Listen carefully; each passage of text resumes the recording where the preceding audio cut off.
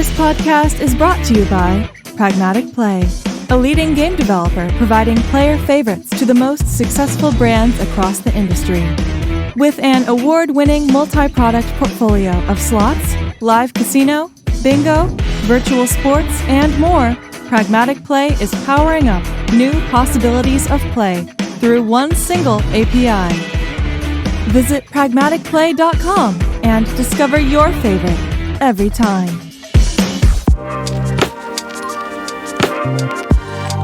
And welcome back to the iGaming podcast. Levon Nikoghosyan, I hope I'm pronouncing that right. We just talked about it before the broadcast here. CEO and board member and co-founder of AffPapa. How are you doing today? Great. Thanks for the invitation, Pierre. It's a pleasure to be part of your podcast. I'm doing great, and looking forward to a lovely conversation with you. Same here, Levon. And it's about time, obviously. We've been following AffPapa for quite a long time over here at iGaming Next, and we've been really impressed by kind of how you guys came from almost from nowhere and found a lot of success in recent times. You've grown, obviously, and become a significant force within the industry. But as a starting point here today, Levon, why don't you just introduce AffPapa? We can see here the logo in the background is shining nicely behind you. It would be great to just have an introduction of the company and what it is that you do. Sure. Thanks for the question, and once again, thanks for this opportunity to share the insights with the industry. So AffPapa started in 2020 during COVID when me and some of my, iGaming friends, they came up with the idea of something that is missing within our industry. And that thing was this natural connection between affiliates and operators. And we had sort of a feeling that there is a gap because every time we were asked, a question about like, where can we find affiliates? The only valid resources were the networks or some forums over there, but even those forums didn't allow you to find affiliates. It was mostly about talking to them, raising some questions, and etc. So that's how the idea came. Actually, in the beginning, I was not part of the team as itself. I was part of the idea, but the team started it with this, mindset of connecting two parties, which are essential for one another, and without any middleman fee, without any, hidden fees that or costs that could raise some questions or concerns, but rather than to have a very simple formula of having those two parties be introduced together. And from that it evolves to what we have today as a directory of affiliates and operators. And I would say that for specifically affiliates and operators is the leading directory today, where we have affiliates and operators connecting with one another. And based on this core, we are trying to implement all the other aspects of this networking. We try to do the events. We try to organize some, parties where we could bring these two sides together. And so far, I think it's going well. And of course, during the course of our interview, we can touch base on our plans as well with iGaming Next for sure. Absolutely, and parties is definitely not something that the affiliates are shying away from. That's for sure. So it's a good point to add into the mix here. A question on kind of how you found your success. As you mentioned here, you are the leading directory of affiliates and operators today in the industry, and there are obviously other directories as well.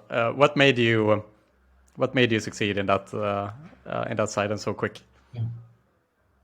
I think the main success lies in the core team of the company, of course, and in the leading and strategic employees that we have. Because without those people, the company wouldn't have been possible, to get where we are today. And I think mostly first thing is it comes to the people. Of course, the idea of the project is really important, but if you don't have the right tools, you won't be able to accomplish and get to the point where you want. So in this case, the tools and the basically the right path to get to the place where we are is to have the right people in the team. And I think we were lucky enough to have our first employees, the best ones that we could imagine, and we have overdone and over accomplished our plans initially. I think that's the most important thing about any project is the team, and I'm glad that we have this great formula and chemistry with the team that we have today. Right. And obviously, as a startup, to attract a really good team is something that is quite difficult, because as a startup, you don't you're not that well funded, you're not that well known. If you are a talented employee, you have to have a really good motivation to move to a startup that it can fail, rather than a safe company that may pay more and where you have a kind of a solid, safe future. So just kind of like the fundamental question is like, how do you attract that team as a startup? Yeah, I mean, I'll be honest with you. Like initially, the team didn't consist of the top iGaming gurus or something. Like literally, everyone was trained within the team, and they were new to the industry.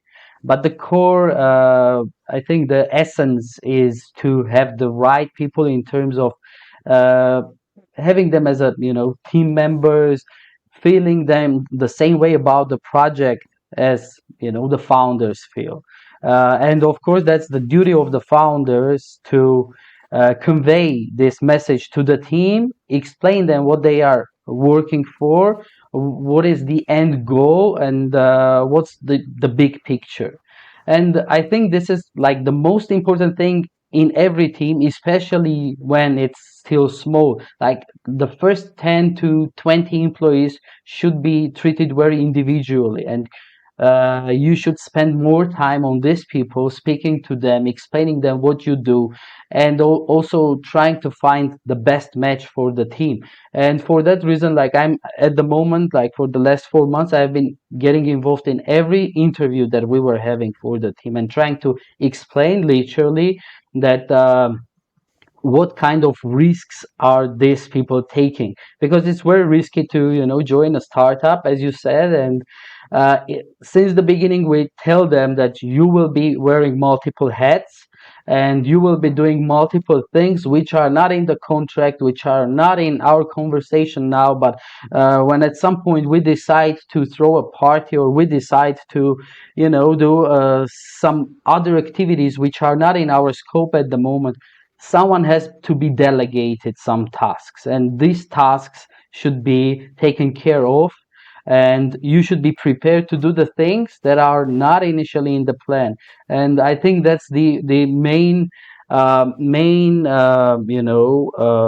essence why small teams can succeed. And if you fail to have this, and if you hire, like for every specific role you hire someone, and you try to make them to take care of that position, then you will fail, because like as a startup you can't have so much resources, you can't have so much funds, and you can't allow yourself to hire like a single person for everything. Sometimes like you should do the design yourself, sometimes you should write some content yourself, sometimes you should talk to the venues yourself if you are deciding to have a networking event or something. The core idea is to have the right team, and everyone should have the same mindset as you do. And if there is a position and you don't find the perfect match for that position, it's better to keep that position vacant instead of hiring someone not being the best fit. I'm talking about just like the first 10 to 20 employees of the team. When you are over 100, of course, it's impossible to hire, the best and very meticulously choose all these people. But when you are small, you should be very meticulous and very precise about what you do. Right. And there's a there's a fine line as a founder of being kind of in the trenches and being part of the decision making and getting the troops to kind of align and go a certain style of working with you. And there's a very fine line with that and micromanagement. How do you separate the two? And have you in your journey so far, have you kind of been battling these two ways of leadership? I mean, this is a very important question that you are tackling right now, and yeah, this line is very narrow, and it's very easy to fall like one side or the other. Uh, the most important thing about running a business is to delegate, and for that, the most important thing is to rely on the employees, on the team that you have. If you have the right people, you trust them, then you can stop micromanaging them. They can do the rest themselves. So you are comfortable with the idea and the fact that the business units or the departments are taking care of themselves. But for this, you have to invest much more resources and power initially to really recognize if you have hired the right person. Once, within the first 1 or 2 months, you have passed that barrier, and after 2 months, you are comfortable that this person can take care of what has been delegated, then that's where you stop micromanaging, unless you get some red flags afterwards. But if there are no red flags, and within that 2 months or 3 months of period, you have trained them, you have worked together, and now you understand that they know their tasks, they know how to take care of their duties. Then that's where you leave them and you go after expanding of your business. You go after thinking about what else you should do to expand the business. What activities do you miss? What additional services can you provide? And that's the job of the founder, the owner, or the director of the team. You have to expand the team, but you have to create a very powerful team to rely on them, so that you can allow yourself to think about the long-term roadmap rather than do the micromanaging things. But sometimes you do that as well, because I mean, that's an organism which is growing, of course. Yeah, I just finished reading Carl Newport's book, which is called Deep Work, and he talks about this, what you just talked about, which is like, how much of your day do you want to engage in this like shallow work, which is basically shallow work is answering emails, answering messages, answering chats, and you kind of stay on the surface. And many people in their professional careers, they go through the day and they are like answering messages, answering emails, and like at the end of the day, they feel like really productive because they have done so many messages and so many emails and so many communications. But really and truly, the only thing that they do is just push messaging back and forth. So like you have these like extended email chains that are totally unnecessary. These like smaller chats on Teams or Slack that are like kind of keeping you on the surface. And really and truly, what you want to aspire to is find enough time to be in kind of the deep work state, where, as you mentioned, rather than having to think about if your team is doing things exactly the way you want them to do it, you can focus as a leader on kind of engaging in this deep work when you think much more deeper about the strategy of the company, or how are we going to what's the end goal of the business, or what are like the deeper underlying trends that are driving potential success in the business. Or take COVID as an example, where a lot of organizations, ourselves included, we were kind of doing we were kind of a machine. We were doing the same thing every day, and we weren't really questioning like the deeper strategy, let's say. But COVID threw all of that out the window, and it forced us to go into a deeper state of thinking, where we had to question our entire business. Like what are we actually what do we actually need to do to succeed? And that changed the course of our entire organization. And so one of the arguments that Carl Newport he puts forward in the book is like, you should 1 month per year. There's some organization who does this. 1 month a year, all employees should. This is a bit extreme, okay? This maybe not going to work for everyone, but all employees should just shut off their emails, shut off their messaging systems, and they are not contactable for a month. And during that month, the only task they have is to think about the long-term strategy of the company. And then after this month have passed, everyone gets together again to present their ideas and their vision of the groundbreaking ideas. Like everyone should have one groundbreaking idea for how to change a business. And those ideas will have a much bigger impact on the business than this like shallow work that most people would stay in within the course of a month. I thought that was quite interesting. If you haven't read that book, it's a fantastic book. Everyone should read it. Deep Work by Carl Newport. Okay. Yeah, Jot it down. Take note. But it's a good point, and so onto leadership again, Levon. I have another question for you here. It's something I think a lot about.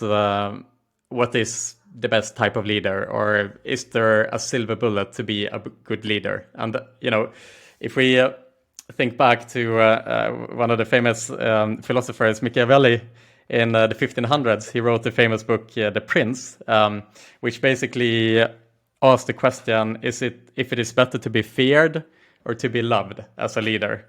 And Machiavelli's answer to that is that the best is to be both feared and loved, but it's very difficult as a leader to be both feared and loved. So if you have to choose one, it is to be feared, which is a quite controversial statement. Hence the Machiavellian kind of leadership style, as it is called today. So my question to you, Levon, is what do you think makes a great leader? Do you have any updated leadership principles here that will overturn Machiavelli, perhaps? Thanks for the question. As I said, I mean, I think Machiavelli is a bit outdated already because in the book he is tackling specifically the ways how to run a country, how to run, sustainable sort of a model for a successful leadership, and this leadership is 500 years old, and it tackled the days and the risks they had back in the days. So if we take some parallels with today's businesses, I mean, I don't think that you have to be feared in any way by your employees, because you don't have the risk to be overthrown. You have the risk to be overperformed by your competitors and be overthrown from the market as a company, but you don't have a risk of being overthrown as the CEO or a founder of the company. So here we have to separate those two risks that are today, and that vary from what Machiavelli was talking about like 500 years ago. And here the importance is to, as I mentioned earlier, if you have the right team and you trust them, you don't have to be feared of misdiscipline, or you don't have to be feared of lack of respect towards the work that they are doing, because the right team can have a party with you, can be good friends with you, and in the morning they will sit next to their computers and get to work and try to accomplish the long-term goal that you have together. And that's it basically. The best thing, the best way you can keep the team and the company is to be a good person and treat them respectfully, and within that you can accomplish and get much further, rather than you try to convey some sort of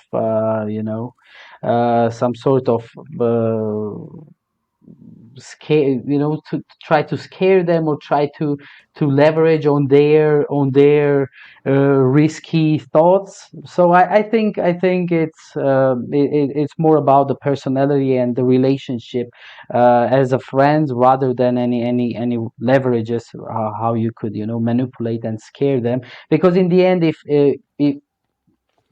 what can you offer? What can you put on the table? I mean, if they are afraid to be fired or to resign from the company, there are many other alternatives that they can take.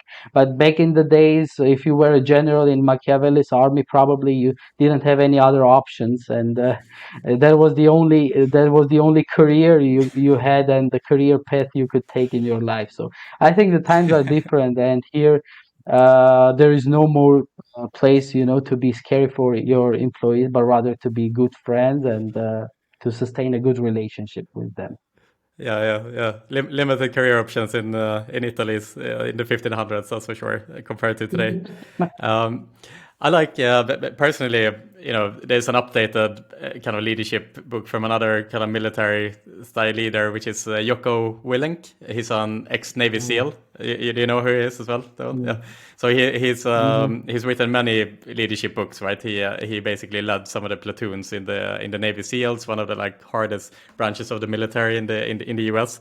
And he talks a lot about the dichotomy of leadership, that you have other like leadership gurus, let's say, that are like influencers on LinkedIn or whatever social media. Like one of them is like Simon Sinek. He's like a famous leadership guru, and he talks very specific, like a leader should do this. Like this is what a leader should be doing. But then at the same time, you can imagine like leaders like say Steve Jobs, for example, who was known for being a quite ruthless leader, but nonetheless he was a successful leader. And so you ask the question, how does that make sense that such a character was able to get the troops behind him? And I think Jocko Willink makes that pretty clear, that leadership is a lot about is a dichotomy. So there isn't like a silver bullet. There isn't like one way to approach leadership. There is a million ways to approach leadership, and every company needs a different leadership approach based on the personality of the leader, based on the situation, or based on where the company is in its journey, and this will keep changing, right? So when when COVID happens and you lose all the revenue and you need to kind of like figure out a new strategy in the company, you need like a wartime leader who can really take charge and take leadership. But then when a company settles more, say Apple in 2022 is a settled company under the leadership of someone who kind of gives power to the team, like what we talk about here, where you don't have to kind of reinvent the wheel. And so therefore it's much more valuable to give the team kind of more ownership into driving strategy and so on and so forth. And I think personally, I like that approach quite a lot, that actually every leader is unique, and every leader has his flaws, his strengths, his weaknesses, and everything in between. And you just kind of need to twist the knobs a bit slightly to do the best that you can based on your own personality as a leader. I found that for myself, at least, that rather than aspiring to, become like Napoleon style leader 2.0, whatever, I just have to like look at my own personality and then act the best that I can based on that, basically. Exactly. And also it's very important, like what makes you happy and what values you have in your life, and what kind of leadership will make your life very pleasurable for yourself, first of all. Because I mean, if you are that ruthless leader who doesn't feel that, doing or behaving in such a way, then I mean, after the work, after your job is finished and done, you won't feel yourself like the way that you would like to. And it's also important that your personality matches the type of the team and the type of the company that you are in. So if you are not the person who can run a restaurant and be very ruthless with the staff there and be very strict, I mean, you shouldn't do that. You should maybe do an SEO company or something where you have the content writers and you are more friendly. It's a different atmosphere. So it's very important, like what makes you happy in your life, and that's how you choose to be a leader. I couldn't agree more, Levon. From one topic to something completely different, I want to kind of lean in now a little bit more to affiliation, the world of affiliation, and kind of the ongoing trends and potential disruptions in this field. Something that is very interesting to me and to our company right now is the kind of AI revolution that is taking place at the moment. I don't think anyone on the planet today more or less have escaped the word Chat GPT and what is taking place on that side of tech at the moment. And I hear a lot of affiliates specifically that are excited by ChatGPT for its ability to produce good content and the ability to produce a lot more content, let's say a lot more targeted content, which is what affiliates are looking for. So I'm just very curious to hear from directly from you, Levon, who are kind of like in the center of discussions of where are the trends currently and so on and so forth. Like, how disruptive do you think ChatGPT is within the affiliation world specifically? And kind of like, what do you hear from affiliates in regards to ChatGPT at the moment? There is very dubious opinions about ChatGPT and what can it accomplish, how can it be used. Overall, of course, there is a big shift and a big change in the game now. There are different types of affiliates. It's not that, the affiliate generate the traffic in the same way. It's totally different. Some of the affiliates are doing a reviews website where they write meticulous reviews about every casino with their own idea, their experience. And imagine, like, within this content, it's impossible to delegate something to ChatGPT to do instead of yourself.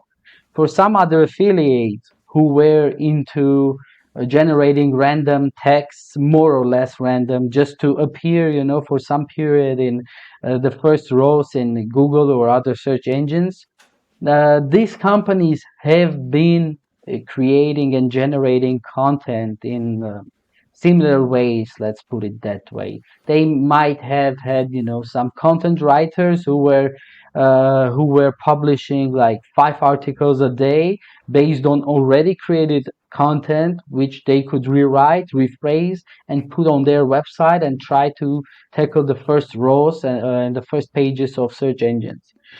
That companies, they used to act in a similar way, and ChatGPT is just an additional tool for them to fasten the process, to do it quicker. Instead of 5 articles, maybe publish 10 articles a day with a better content and a better insights.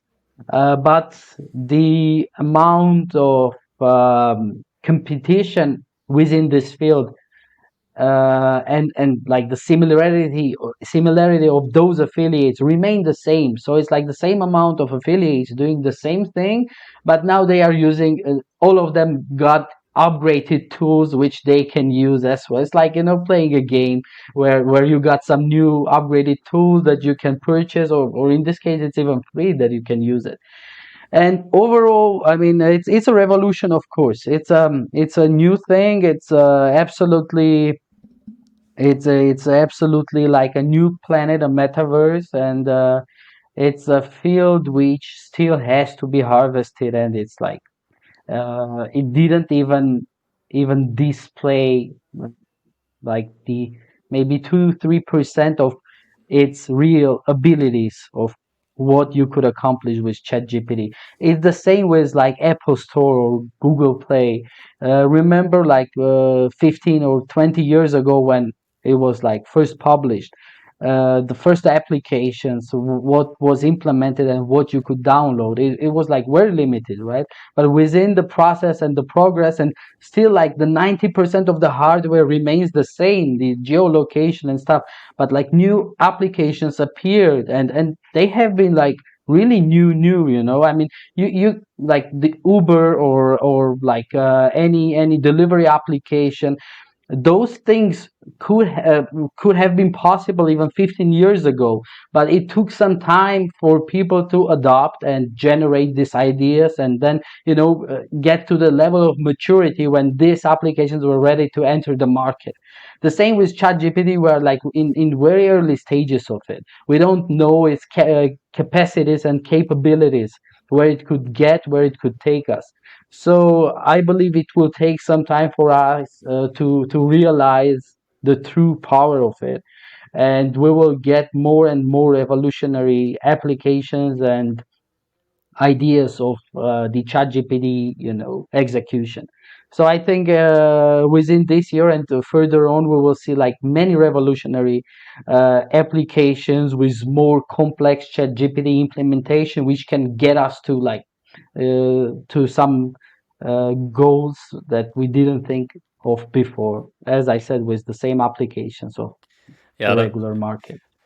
that's a great point, Levon. I remember I bought the iPhone 3 the day it came in Sweden, and Yeah. that was also when the App Store was launched, right? And I remember how incredible it was, and like you just knew that this was a new, like the world had changed. Like the feeling was like that when you got this device, and when you opened the App Store at that time, I was like excited every day when I woke up because I wanted to see if they had launched a new application on App Store, Yeah. and I would go through them one by one, and I would see, oh, there's 2 new applications today, and the applications was like, you know, you would like hold the phone and it would like display a beer, and then when you like drank it, it was like Yeah, an animation, so it's exactly. like it looked like you had I like you were remember like that one. drinking a beer, and and it was like all Yeah. these like silly applications that didn't really have much use, let's say, other than you get a bit credit points from your friends and whatever.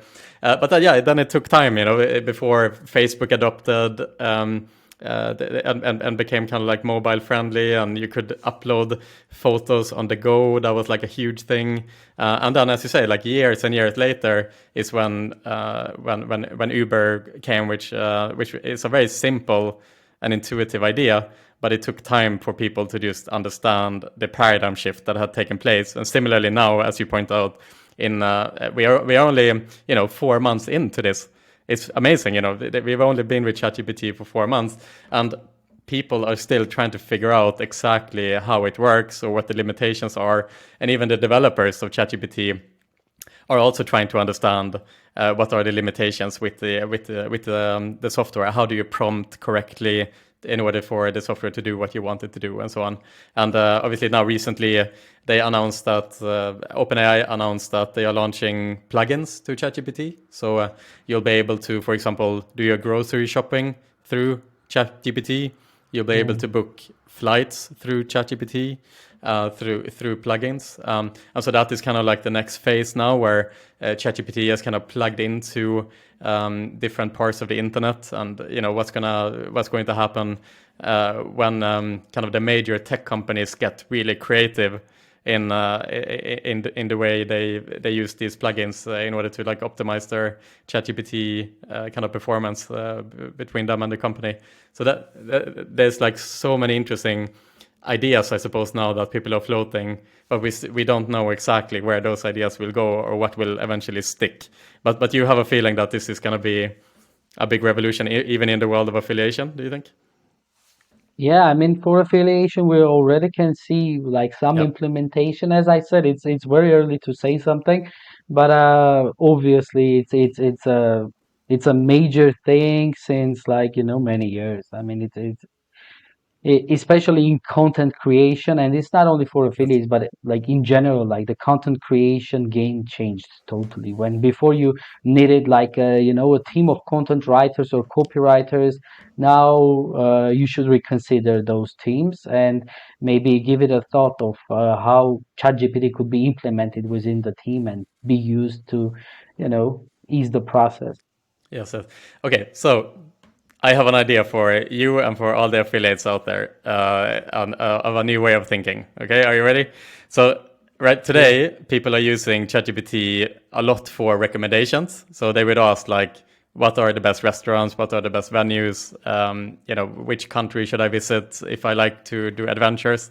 And one of the questions you can ask ChatGPT is, what are the best online casinos? And it will give you an answer. It ranks, if you want to know, it ranks Bet365 at number 1 today. Okay, so that's ChatGPT's interpretation of who is the best online casino today.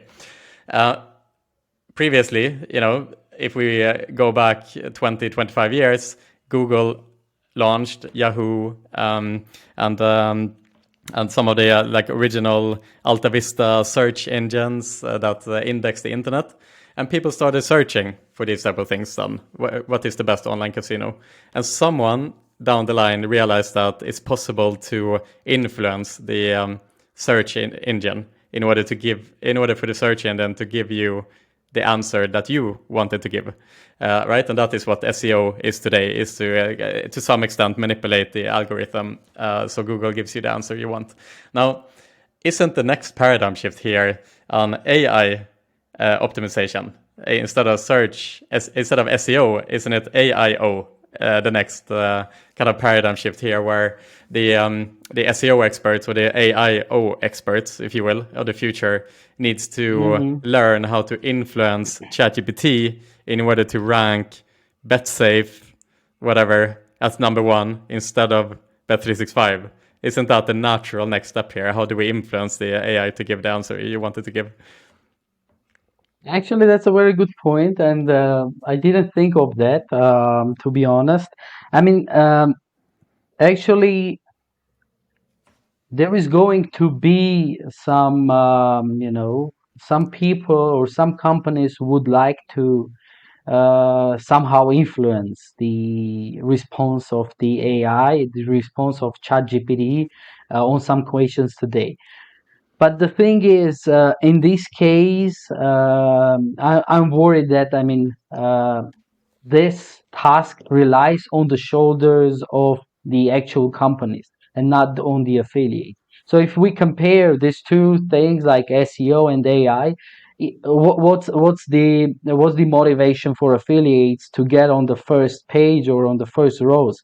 Because they are generating something, they are making money out of it. Right. I mean, Sure. if you take away this significant, part from their reasoning, uh, as a ground of what they are doing, they won't be willing to get those ranks.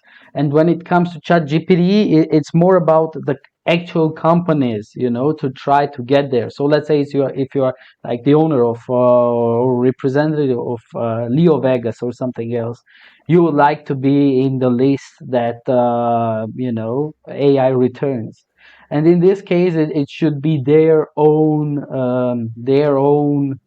desire and their own efforts to get into that list.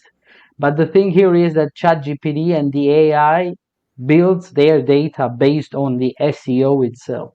So they are all, their resources are based on the SEO. Their resources are based on the actual internet. So the thing is, it's like I think it really depends on the SEO today. Maybe we outlive it and we come to the stage where the chat gpt can independently create those articles and independently analyze and rank some pages based on their own rules, like that Google has today, or Bing, or Yahoo has today. And at that time there are going to be some ground rules that people are going to follow with their pages, how to appear in AI, how to appear in the results of ChatGPT. Probably you are right. I mean, the ball is rolling the way that that's where we're gonna end up in it, like finally. And it's a very reasonable question. I think, yeah, we will come to that stage one day where people will also pay attention to the rules of AI instead only of Google or other search engines. Right. I just asked ChatGPT here now while we were on this topic. Can you create a list of websites that ranks and recommend online casinos? Rank them 1 to 10. So according to ChatGPT's favorite three affiliates, if you will, are AskGamblers.com is number one. Congratulations, Yeah. AskGamblers. You just won the ChatGPT prize here. Number two is casino.org. And number three is Casino Meister. Those are 1, 2, 3. And so, Wow. so yeah, that's the perception of the AI, at least up until September 2021, which was like the cutoff point of the data, right? But at some point, the next LLM will be trained on new updated data. So I Yeah. suppose now, like affiliates and operators that you mentioned here, needs to think a lot about like how do you influence the AI so that when the next LLM arrives, that your affiliate site or your operator is listed as number one when people ask these questions, because people are going to rely on the AI more and more and more. Like I just look at myself and my own adoption in ChatGPT. Me and my girlfriend, we are planning to go to the Dolomites in Italy in summer. We want to go on a hiking journey, and I'm like, I don't even know where to begin to plan this trip. Shall we get a guide to book it for us, whatever, because I don't know anything. And then I just asked ChatGPT to put together an itinerary for me based on my preferences, and we are bringing our dog and all the things. And it just, within a minute, flawlessly, it puts together the entire itinerary.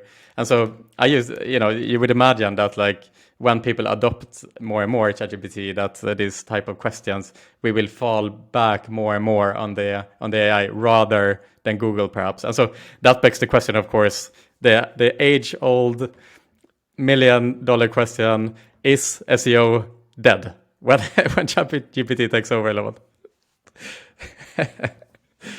I think ChatGPT can be a sort of switch from the SEO, because I mean in the end, if you look into what they are doing and how ChatGPT is being used, and like the outcome is the same. You get some results for your search queries, and you try to answer some questions. In this case, I mean, if it gets really developed and it being fed with like a significant amount of data, which is all it is staggering already, and I can imagine how big it's gonna get like after some time. I wouldn't say that SEO would die, but definitely ChatGPT is a big competitor here, because if you take into consideration what is the SEO itself, and basically it's answering the questions, right? And if you go and Google something, you get the answers within the lines of the website. In case of ChatGPT, you get a single message where you have the answer. If the answers get more and more precise, then people will cease using the regular search engines and will switch to ChatGPT and get faster answers there. And yeah, maybe it can kill SEO after like 5 or 10 years, but until it is I mean, today SEO is so big and it's so powerful that you Yeah. have to have like a very powerful tool and prove everyone that it is much more worthy and much more useful to be able to switch and swap one to the other. Because I mean, it should be significant. It should be truly better than what you get today. If you get that, people will switch to the new ways of searching for their results. That's for sure. Fair enough. SEO lives another day. Uh, Yeah. Looking a bit wider, here, Levan, on the field of affiliation, what other trends are you seeing today in the world of affiliation? So ChatGPT is one, of course. Is there other kind of trends that are taking place, or are affiliates just doing what they have always done, which is just kind of churning out content on? Yeah, ChatGPT is a broader thing for affiliates. I mean, it somehow affects the business and affects the industry or the vertical. But other than that, I mean, there are some trends that affiliates are following, or some companies are following and getting into affiliates. For example, now we know that there are many B2B companies who have created affiliate websites of their own, and they try to drive traffic through those websites to their own content and promote their own brands, their own slots, their own games. On the other hand, there are some again B2B companies, content creators, providers who have affiliate teams, and these teams are responsible for communication with affiliates, some streamers, some affiliate websites, and providing them demo version of their games which could be placed on their websites, or agreeing on some terms or on some fixed fee amount for the streamers to gamble and wager on their slot or on their game and stream this within their streaming channels. I mean, people understood and B2B companies realized that in order to succeed now in this within the vast amount of content creators, you have to think differently and out of box. And thinking out of box here is promoting your games in a way that people don't promote today. And one of those channels, of course, is the affiliate. So you go to affiliate, you talk to them, and you try to make them promote your slot games directly to the players, and in that way you become and create your brand awareness and create the brands and make them more popular, rather than just promoting during exhibitions where there is no feedback from the players themselves. So it's more important to get directly to the players, and I mean there are different trends now. Some casinos go after creating their own affiliate websites. Some affiliates try to become casinos and within their affiliate business promote their own brand. I mean we see this, we have always seen this, but anyway, I could say that the largest casinos and the largest affiliates are the ones taking care of their own business, so they don't really get into everything else. I mean, they try to do the things that they are best at, and they are just polishing it and making it better, rather than trying to put hands in different things at the same time. Right. So Levon, you talk about the operators getting closer directly to the players, with the B2B providers kind of circumventing the operators in order to promote their games directly to the player. Just about 2 weeks ago, we saw Entain acquiring 365 Scores, which is a major app that is acting as an affiliate as well to attract players for 160 million. DraftKings have many acquisitions of affiliates and so on. Do you feel that the affiliates will play a lesser and lesser role in the future when operators are directly trying to conduct their own affiliation efforts and improve their efforts to reach the players in different ways? I mean, this is the distinctly a trend that is happening now, and uh, companies understand that affiliates are the influencers today. Like, at least they are like part of the influence that players are getting, and for that reason, we see all these acquisitions. Even we see B2B companies, within like even the Ask Gamblers and the GIG thing that happened recently. I mean, this is something happening all the time. But I mean, they have to keep in mind, and I'm sure most of them will do, and to keep this project separate from one another. If you have Ask Gamblers in your umbrella, you shouldn't make Ask Gamblers promote all your brands or somehow push them in a very obvious way. Even if you are gaining like some uh, more awareness, or you can promote your brands with some better terms there. This businesses should be kept separate from one another, because if you mix them and if you try to review casinos, and your own casinos are being reviewed in a lighter in a lighter position, or you try to shadow the things that you don't want to be conveyed to the players. In this way, first of all, you will lose the trust of the players, and you will lose the affiliate business as it is.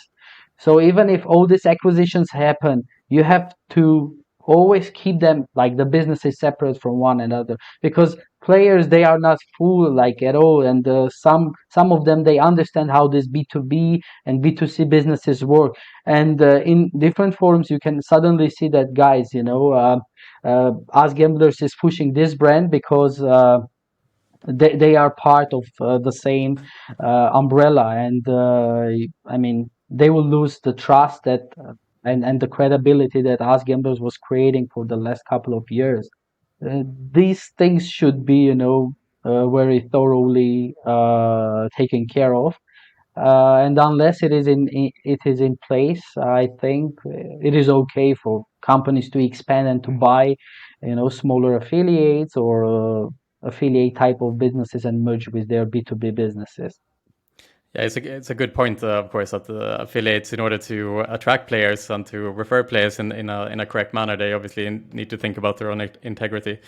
I have another question on this note. We talk about us gamblers, which was offloaded from Catena Media to GIG recently.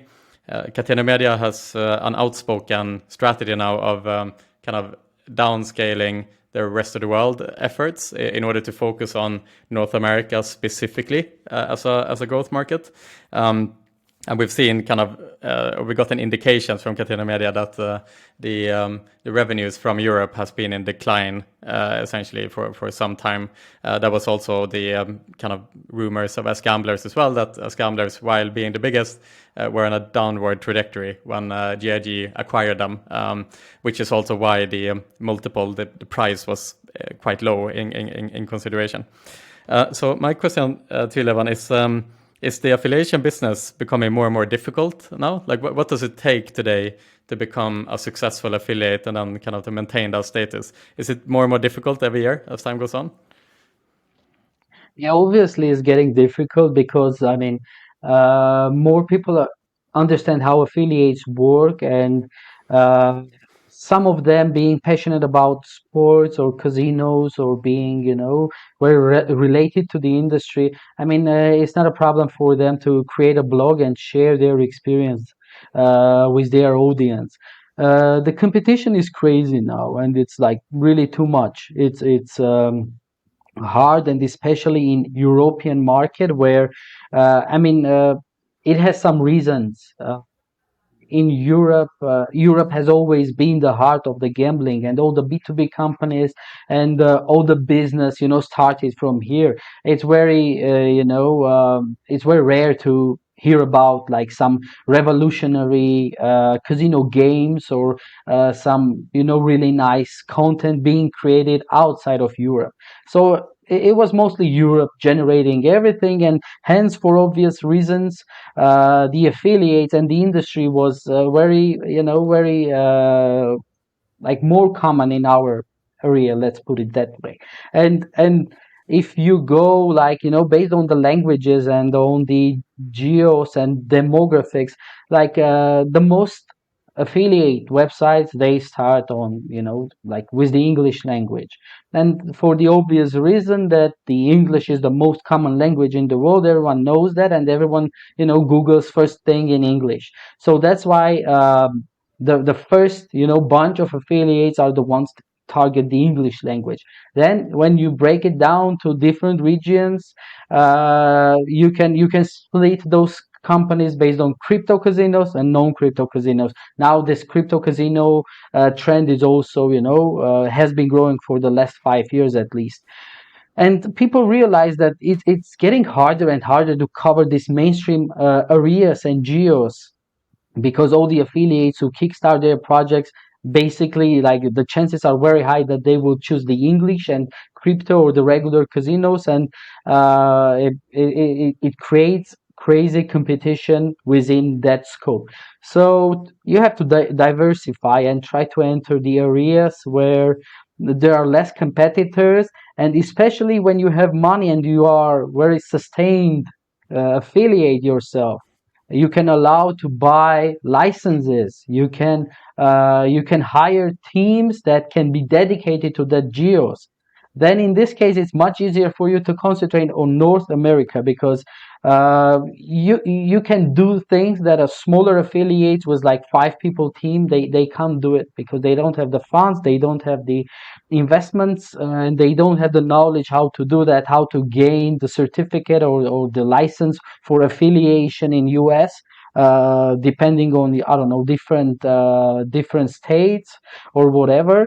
And that's why for larger companies it's easier to get to these markets.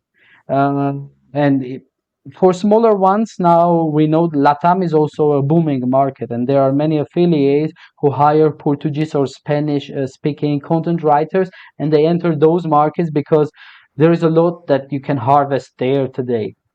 But US is the winning market now, and that's why all the big companies, and it's not only Catena Media, but it's other big names there who target US now very thoroughly, and it's the next big market. Brilliant, Levon. Also, from one thing to the other here, we're going to start winding down here. I have two more questions for you today, Levon. First of all, I take note of the fact, of course, that you are in Armenia at the moment. You're Armenian yourself, and AffPapa is based over there. It's quite interesting to see from an outside perspective how many major iGaming companies that are born in Armenia, like BetConstruct, Digitain, to name a few, and obviously AffPapa is an up-and-comer here as well. Why is it that Armenia is such a hotbed for successful iGaming companies? I think that's because the first reason that Armenians love to gamble, and we had many B2C companies back in the days after the Soviet Union, when we got independent, this industry started to roll. And there were many casinos in Armenia, and especially in Yerevan, land-based casinos. And after maybe 10 years, in 2003 and 4, this online betting thing just appeared. And it was not even online back in the days. The companies, they used to print the odds. Like in the beginning of the day, there was no live odds back in the day. So you got this list, you just ticked and checked the uh, odds you want to place bet on, and within this the industry started growing, and there was a rigid competition between B2C companies, and one after another they went into the B2B business.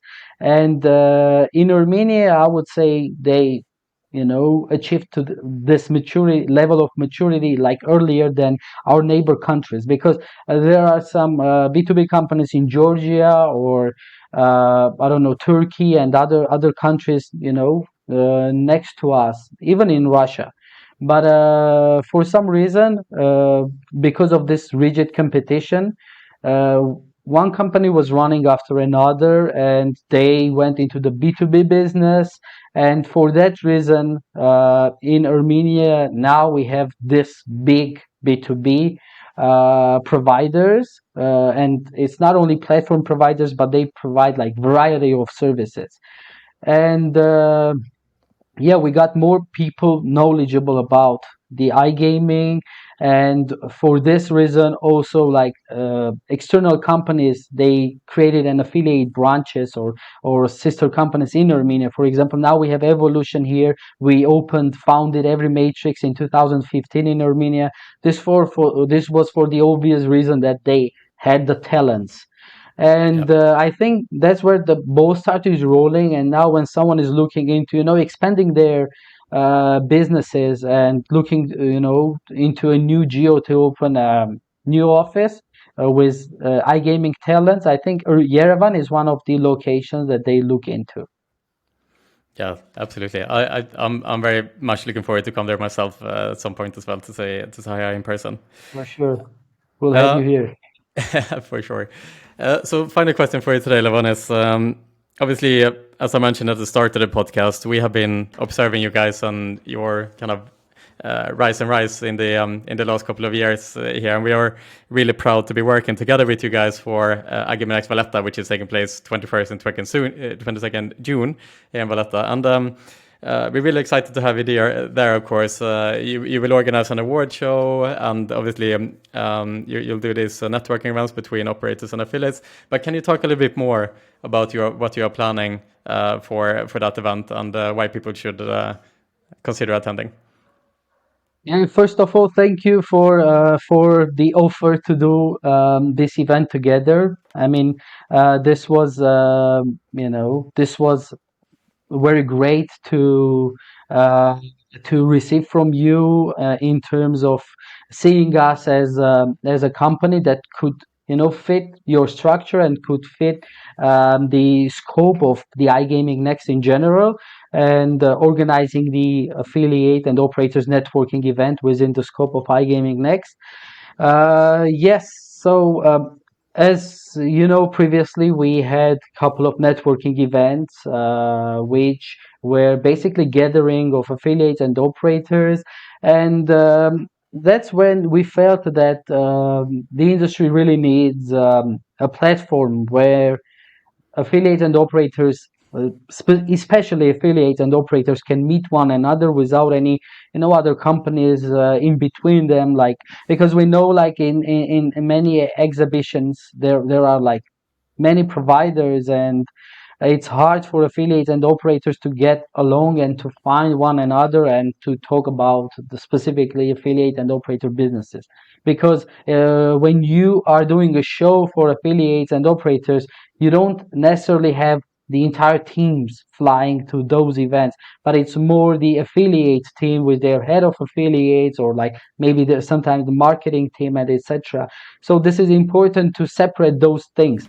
And within the scope of iGaming Next, we will be having a separate venue in the first floor in La Valletta Hall, where we will have a setup for affiliates and operators with the lounge area, networking area, speed dating area, and also we will have a place for booths, a stands where operators and affiliates can have their branded, corners, to conduct meetings there, to invite their partners, and have a high quality networking. And within the scope of this area, we will mm, comprise only affiliates and operators. So once you enter the area of the networking, that's where you have all the affiliates and operators.